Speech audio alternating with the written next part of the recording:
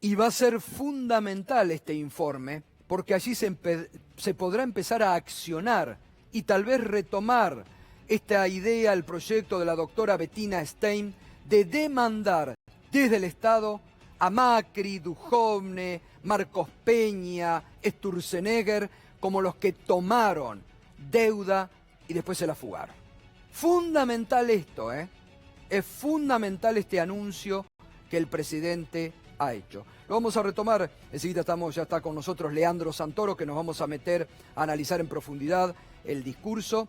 Y lo último, que algo que acerca al presidente en la preocupación cotidiana que todos los argentinos tenemos, que es los vivos que siguen, aún pese al congelamiento, remarcando precios día a día. Lo decía así. No es posible que con la moneda estabilizada y las tarifas congeladas, al igual que los combustibles, el precio de los alimentos siga creciendo. Vamos a exigirles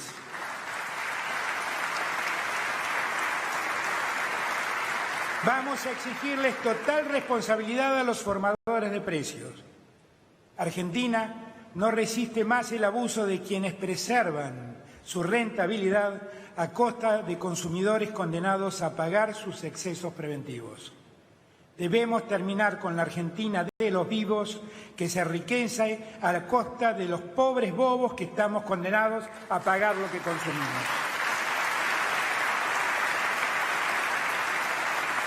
Esa descripción de lo que nos pasa exige un punto final al abuso. No solo es un imperativo económico, sino también es un imperativo moral.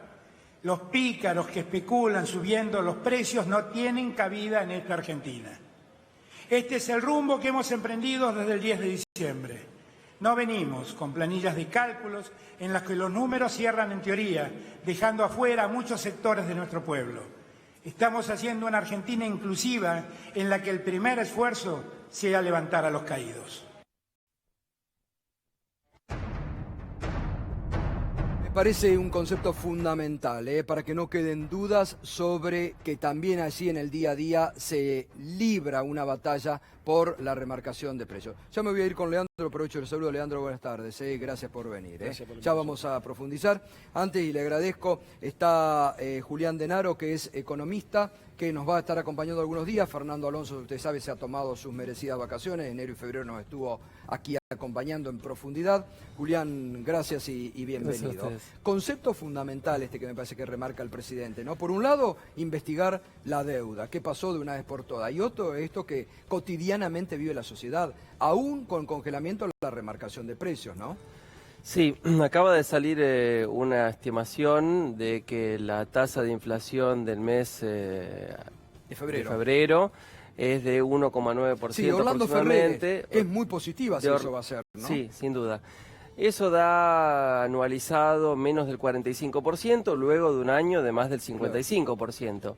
Ahora, lo que cambió ahí es la composición de las causas inflacionarias. Ayer el presidente de la Nación lo aclaraba, me parece muy claramente, diciendo que dejando quietito el precio del dólar, quitando la dolarización de las tarifas y de toda la actividad económica, estamos generando además una calma a la inercia inflacionaria. Por lo tanto, también es de suponer que esto que nosotros decimos, bueno, qué sé yo, 1,2 por multiplicado 12 veces me da menos del 45% igual, pero como causa la inercia inflacionaria que tiene que ver con expectativas inflacionarias, una de las principales causas de la inflación, esto siempre ocurrió, de que cada inflación presente es determinada en una buena parte por la inflación reciente, ¿no es cierto?, la expectativa inflacionaria. Y eso se calma con todas las medidas que está aplicando este gobierno, como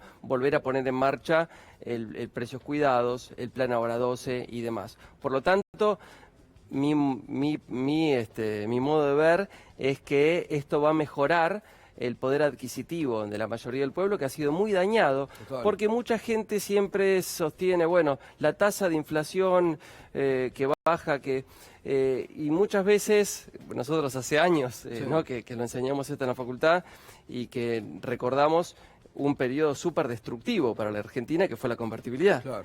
Y la convertibilidad no tuvo inflación. Y sin embargo, en ese periodo aumentó la pobreza, aumentó el desempleo, se desindustrializó el país y creció la deuda como casi nunca antes en la historia.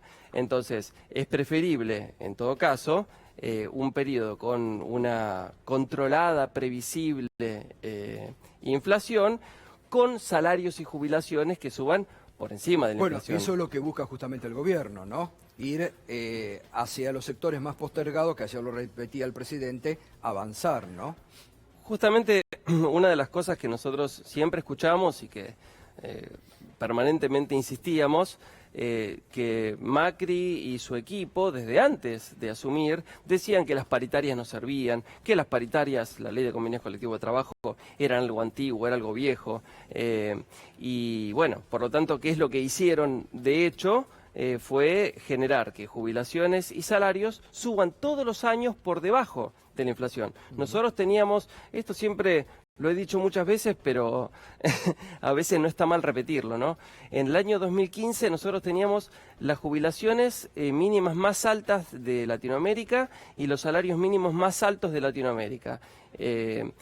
Y durante el periodo de destrucción de Mauricio Macri, del gobierno de Mauricio Macri, han bajado hacia menos de la mitad de tabla, ¿no es cierto?, en Latinoamérica, con lo cual es impostergable e imprescindible recuperar esto. Y uniéndolo con el otro punto que también traías, que me parece que es fundamental, porque mucha gente piensa, y bueno, la deuda siempre estuvo. No, hubo periodos de endeudamiento y periodos de desendeudamiento, claro, en la historia de nuestro país. Nosotros, cuando arranca el periodo de Néstor Kirchner en el año 2003, nosotros teníamos una deuda externa en moneda extranjera del 160%, claro, del PBI. Es decir, era un tema solucionado ya la deuda en la Argentina, ¿no? Después del gobierno de Cristina.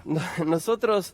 Que retoma ahora con este endeudamiento feroz Macri, ¿no? Sí, nosotros recuerdo, eso compartimos el sentimiento, la sensación, ¿no? Cuando se le pagan 10.000 millones de dólares al Fondo Monetario, claro, Internacional, que justamente, mira vos, ¿no? 10.000 millones de dólares se le pagan al Fondo Monetario Internacional en el 2005, nosotros pensamos, nos sacamos de encima al Fondo Monetario Internacional, sí, para siempre. Y lo que es justamente muy curioso numéricamente, ¿no? Incluso, es que eso fue una deuda de 25 años, ¿no? Desde 1956 hasta el 2001. 25 años se pagan 10.000 millones de dólares. Y el gobierno de Mauricio Macri, en tan solo un año y medio, genera una deuda de 45.000 millones de dólares. Impresionante, claro. Que fue el mayor préstamo de la historia del Fondo Monetario Internacional, que representa el 60% de las acreencias que tiene con el resto, con todo el mundo. Sí. Y como bien... se está conversando constantemente, violando con el propio estatuto que prohíbe prestar para la formación de activos externos, para la fuga y todo lo demás. Gracias, Julián, por acompañarnos esta noche. Muy amable y clarificarnos en esta información. Por eso, por lo que decía Julián Denaro, estamos acompañando con el hashtag Macri es deuda, se va a investigar y esperemos que se accione también desde el Estado. Leandro, a ver, primer análisis de lo que te pareció el discurso ayer del presidente. Contundente, me parece que fija las directrices más importantes de la gestión para los próximos 4 años. Muy importante reconocer el grado de deterioro socioeconómico de la Argentina.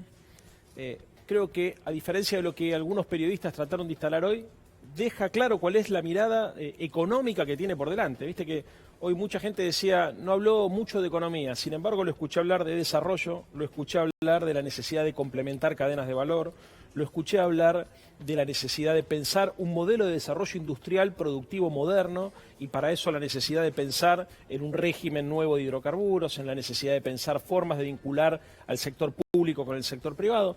Lo vi además interesado en poner sobre la mesa temas que hasta ahora parecían que la democracia argentina pensaba ignorar, que es lo que él denomina los sótanos de la democracia. Se acabaron las operaciones de inteligencia, los D'Alessio metidos en los tribunales. Se acabaron los fondos reservados. Se va a meter a la SIGEN adentro del AFI, es una cosa que pasó absolutamente desapercibida, es una cosa, la verdad, muy extraña, que la SIGEN controle esos fondos públicos tan cuestionados durante tantos años. Se pone también sobre el cuestionamiento para mí de manera acertada, sobre los privilegios de la justicia argentina y la utilización de la justicia en el lawfare, ¿no es cierto? Donde ha quedado demostrado a través de lo que dijiste vos recién, la manipulación de los sorteos, las causas, bueno, cómo operaron sobre esa realidad. Y me parece que lo más importante de todo, planteó un nuevo contrato ciudadano. Un nuevo contrato ciudadano con una característica social. Habló de la democracia social, lo reivindicó Alfonsín, planteó la necesidad de alcanzar objetivos de igualdad. Como el presidente en todos los discursos reivindica a Alfonsín, ¿eh? Siempre no una o dos menciones, hay una mención a Raúl Alfonsín, ¿no? A mí no me sorprende, me agrada, por eso lo quiero y lo respeto tanto a Alberto, porque sé que es un hombre que tiene una mirada profundamente democrática y que comparte muchos valores con Raúl. Lo más importante es entender que la democracia no es solamente un régimen electoral. La democracia es un sistema de vida. No hay democracia si no hay igualdad en la Argentina. Y me parece que este debate es el debate que hay que poner sobre la mesa, porque en verdad el verdadero totalitarismo que estamos viviendo en América Latina es el totalitarismo de los mercados. Es el poder absoluto de los dueños del dinero. Los tipos que tienen mucha guita que piensan que pueden condicionar a la política y condicionar a la democracia. Cuando eso se pone en cuestión, la democracia se amplía, se le da más fortaleza a las instituciones de la República. Ahora, Leandro, son 81 días de gobierno. Después de las plagas que nos ha dejado Macri, del endeudamiento, que recién lo decía también aquí el economista, insostenible, reconocido hasta por el propio fondo. Ahí también, a veces es llamativo. Por eso yo remarcaba mucho la foto de ayer, ¿no? Del presidente, de la vicepresidenta, de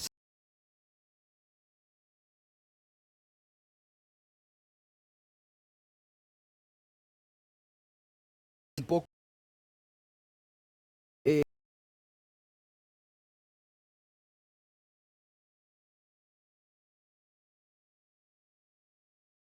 cerrado en torno a así, ¿no? Sí, coincido. Hay un liderazgo indiscutible, me parece, en todo este proceso. Hubo un acuerdo político que permitió que ese liderazgo emerja, que es el acuerdo entre Cristina y Alberto, en la posibilidad de integrar sectores que tal vez en el marco de unidad ciudadana no lográbamos contener. Y lo más importante de todo, y claridad hacia dónde llevar la Argentina, porque estas tensiones, obviamente que son naturales de cualquier coalición policlasista y cualquier coalición heterogénea como la que hemos tenido que construir para ganar una elección. Yo le decía a un colega tuyo en la radio, el viejo esquema de líderes partidarios que se proyectan después hacia la gestión del Estado no existe más, porque no existen más los partidos políticos como los conocíamos antes. Existen líderes políticos y sociales que se proyectan sobre coaliciones más heterogéneas que tienen que administrar tensiones. Ahora, el verdadero condicionante que nosotros tenemos es que este es un gobierno fuerte con un Estado débil. Y esto es lo que hay que entender. Y Alberto lo subrayó ayer también en su discurso, cuando dijo, no contamos con los instrumentos necesarios para regular procesos productivos y distributivos. ¿Por qué? Básicamente porque existe una restricción social muy fuerte, el macrismo pulverizó el aparato productivo y el tejido social, porque existe un nivel de endeudamiento que limita las condiciones del Estado para intervenir sobre la política económica y porque existe además un déficit fiscal que se ha provocado de manera absolutamente irresponsable en todas las áreas de la gestión. Entonces hoy el verdadero problema que tenemos por delante es cómo darle además de resolver los problemas y mientras vamos resolviendo los problemas con los instrumentos que tenemos, darle tonicidad al Estado. Por eso Alberto plantea una agencia real de formación de agentes gubernamentales para adelante, por eso plantea sanear las dificultades que existen en el marco del sistema o de los servicios de prestación de justicia, por eso se plantea también la necesidad de ampliar la base de participación y se plantea fundamentalmente transparentar las relaciones de poder, porque es la forma de involucrar a la gente en el proceso de participación política para empoderar a la democracia. Ahora, ¿cómo ves el proceso que está viviendo frente al gobierno de Alberto Fernández de la oposición, ¿no? Porque ahí, por eso te marcaba esto, algunos ansiosos que se muestran desde el propio Frente de Todos, frente a un sector incluido el radicalismo, ¿no? Que sigue ahí abrazado a lo peor del macrismo, defendiendo las peores prácticas del macrismo, aún hechos vergonzosos como los que están saliendo a la luz de la justicia jujeña, donde el presidente ahora se ha conocido una nueva... y no, los radicales no dicen nada, eso es lo peor. A la denuncia de Vaca ahora se le junta una gravísima denuncia sobre una violación de Vaca a una persona, y de eso los radicales defienden. Tres cosas. Primero hay un nivel importante de irresponsabilidad, porque el radicalismo, como otras fuerzas democráticas, se dejaron ganar la parada por los poderes fácticos. Por eso Alberto ayer hacía la distinción entre gobierno de CEOs y gobierno de científicos. El problema es que los que tomaron las decisiones políticas en el gobierno pasado fueron tipos que se formaron toda la vida para hacer guita y que llegaron al Estado, colonizaron al Estado para seguir haciendo guita para ellos. Y es increíble que el radicalismo se mantenga indiferente frente a esa situación. Eso merecería una condena política para que nunca más los gerentes de las multinacionales se hagan cargo de su equivalente en la administración del Estado. En segundo lugar, hay una suerte de antiperonismo bobo. O sea, el radicalismo ha definido su identidad en función de lo que no es y piensa que no es solamente lo que es el peronismo. Bueno, por eso la emigración que hay de esa fuerza política, al punto que hasta el propio hijo del expresidente Alfonsín se termina acercando a nuestra coalición. Y en tercer lugar, creo que hay también pereza intelectual, Gato. La verdad es que hay casi un discurso infantil que uno analiza. Uno podría hablar de cierto infantilismo en la composición de los discursos de la oposición. ¿A vos te parece, por ejemplo, plantear que porque nosotros ponemos en cuestión los privilegios sobre el régimen previsional de privilegio que tienen los jueces, de esa situación objetiva se pueda derivar que estamos tratando de provocar una renuncia masiva para llenar esos casilleros? ¿En qué país serio eso puede ser un argumento atendible? Ahora, yo te vuelvo a preguntar, ¿en qué país serio un presidente del Superior Tribunal de Justicia como el de Jujuy, Vaca, puede seguir en el cargo, como lo sostiene Gerardo Morales, después de las denuncias grotescas, incluso reconociendo que Milagro Sala era una presa política porque Gerardo lo quería? Y eso el radicalismo lo sigue defendiendo. La verdad que son una vergüenza. O el papelón, está ya sentado aquí Daniel Scioli, el papelón que hicieron con Daniel Scioli la semana pasada, de calificarlo a un tipo como Scioli de diputrucho, solo porque ellos no tenían un argumento, porque no tienen un argumento político.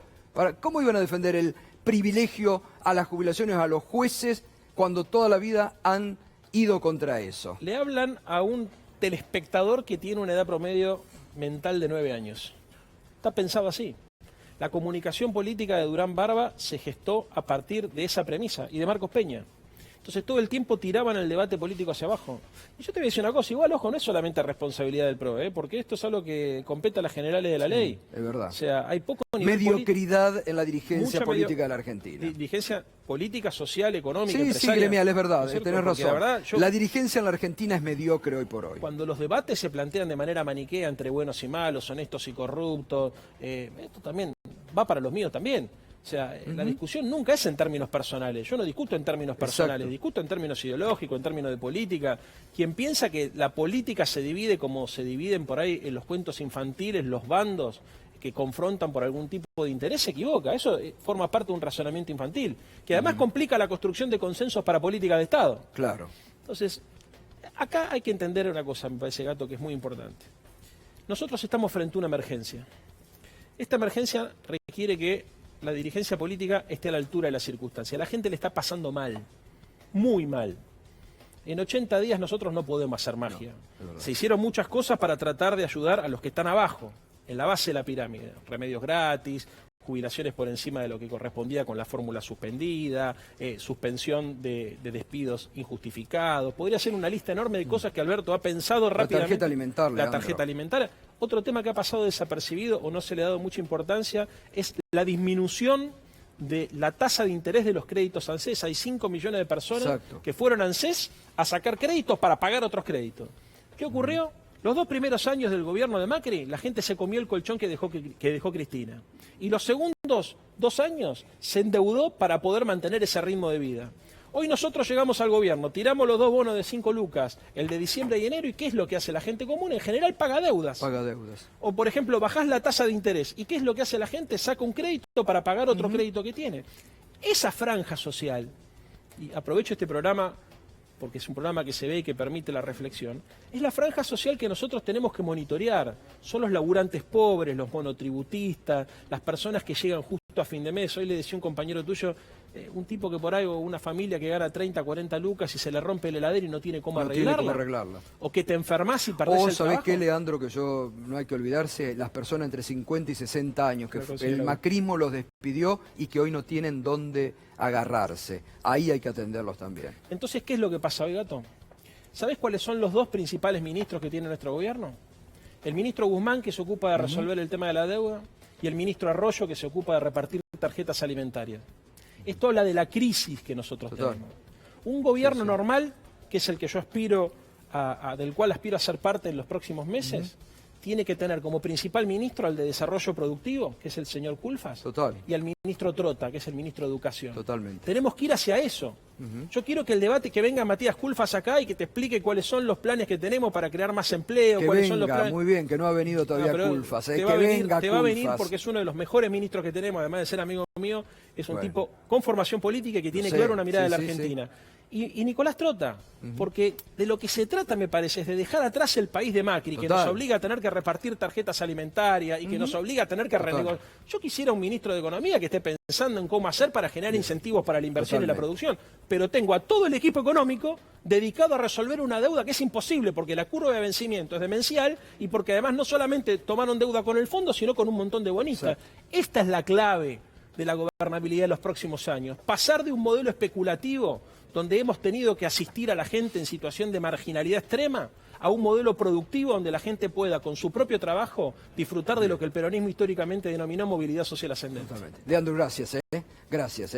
Bueno, una línea, Julián, ¿querías agregar algo? Una línea. Sí, respecto de la deuda, que entre capital e intereses tenemos cerca de 60.000 millones de dólares que pagar este año, estamos hablando de un 15% del PBI. Sí. Y justamente el gran problema de la deuda es que de la plata que pagamos, que recauda el Estado, que pagamos todos con nuestros impuestos, eso debe ir dirigido a inversión social, que significa salud, educación, ciencia y técnica, transporte, turismo, medio ambiente, ¿sí? Entonces, de esa plata no nos alcanza para pagar capital interés de deuda externa. Por lo tanto, eso es algo